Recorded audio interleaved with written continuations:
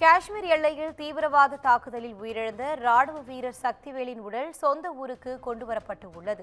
இது குறித்தான கூடுதல் தகவலோடு இணைகிறார் எமது செய்தியாளர் சுதாகர். வணக்கம் சுதாகர், தகவல்களை பகிரலாம்.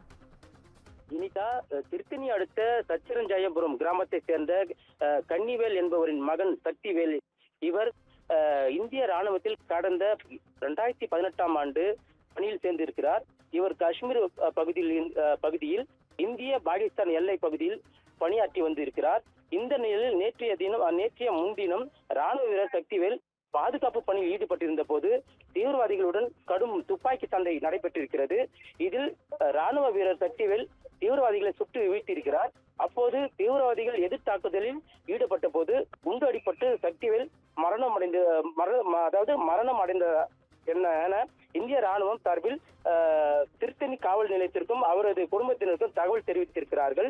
பின்னர் அவரது பூத உடல் காஷ்மீர் ராணுவ முகாமில் இருந்து இன்று அவரது சொந்த ஊரான சக்திராஜபுரத்திற்கு கொண்டு வரப்பட்டு குடும்பத்தினர் மற்றும் பொதுமக்கள் அஞ்சலிக்காக வைக்கப்பட்டிருக்கிறது. இன்று மாலை 3 மணி அளவில் ராணுவ வீரரின் மரியாதையுடன் நல்லடக்கம் செய்ய இருக்கிறது.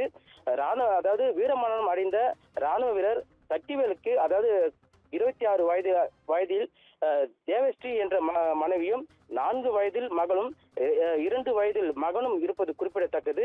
மேலும் வீரமரணம் அடைந்த சக்திவேல் அவரது குடும்பத்திற்கு ஒரே மகன் என்பது குறிப்பிடத்தக்கது. தகவல்களுக்கு நன்றி சுதாகர்.